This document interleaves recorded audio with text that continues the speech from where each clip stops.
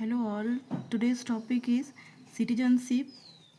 Constitution का part 2 में आता है और ये आर्टिकल 5 से लेकर के आर्टिकल 11 तक है। सो इसका मीनिंग क्या है? The legal member of country, and ये सिटीजन एंजॉय करता है राइट्स एंड परफॉर्म करता है ड्यूटीज़ को। आर्टिकल 5 क्या कहता है ना? Citizenship at the commencement. ये जो है वो सिटीजनशिप ऑफ इंडिया, वो डोमिसाइल इन इंडिया होना चाहिए और बर्न इन इंडिया और पेरेंट्स बर्न होना चाहिए और had ordinarily resided in India at least 5 साल के लिए उसको वहाँ पे रहना चाहिए बिफोर 26 जनवरी 1950। ये डेट से पहले 5 साल तक उसको इंडिया में रहना है। कोई भी मतलब कोई भी स्टेट पे, कोई भी जगह पे वो इंडिया के अंदर होना चाहिए। आर्टिकल 6 क्या कहता है? आर्टिकल 6 कहता है migrants from Pakistan to India. Partition के बाद जो लोग पाकिस्तान से इंडिया को आए, तो मतलब person who migrated from Pakistan to India could become Indian citizens, पर सब्जेक्ट टू सर्टेन कंडीशन। कुछ कंडीशन है, लेकिन वो लोग भी सिटीजन्स कहला सकते हैं।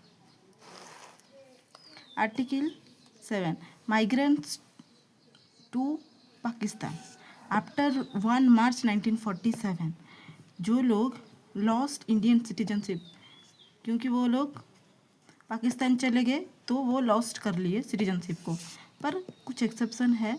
If they return to India with a permit for resettlement, मतलब अगर वो परमिशन अगर उनको मिलेगा फिर से अगर इंडिया आने के लिए, तो वो आ सकते हैं। Article 8 Indians living abroad. जो लोग इंडिया के बाहर रहते हैं पर वो इंडियन ओरिजिन है, तो वो भी सिटीजनशिप ले सकते हैं। कैसे ना? वो रजिस्ट्रेशन करके क्या, कहाँ पे ना? इंडियन एम्बासी और कॉन्सुलेट, यहाँ पे अगर वो रजिस्ट्रेशन करेंगे तो उनको भी सिटीजनशिप मिल सकता है। Next article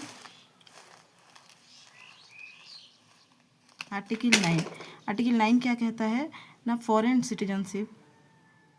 a person who voluntarily acquire citizenship of another country losses Indian citizenship. अगर कोई भी बाहर कंट्री का सिटीजनशिप लेगा तो वो ऑटोमेटिकली उसका इंडिया का सिटीजनशिप कैंसिल हो जाएगा, क्योंकि इंडिया जो है वो डुअल सिटीजनशिप को अलाउ नहीं करता। आर्टिकल 10 क्या कहता है ना? Continuance of citizenship. जो भी those recognized as citizens under article 5 to 9 वो कंटिन्यू टू बी सिटीजन्स। मतलब अगर वो लोग कंटिन्यू कर सकते हैं, आर्टिकल 5 से 9 तक जो भी लिखा है उनका सिटीजनशिप कंटिन्यू हो सकता है, unless parliament provide otherwise.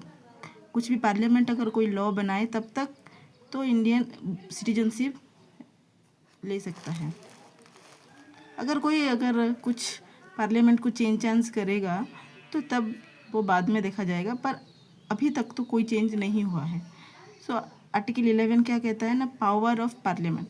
Citizenship को लेके पार्लियामेंट को पावर मिला है कि parliament can make laws regarding citizenship, और इसी तहत उसने सिटीजनशिप एक्ट 1955 को बनाया था। Thank you.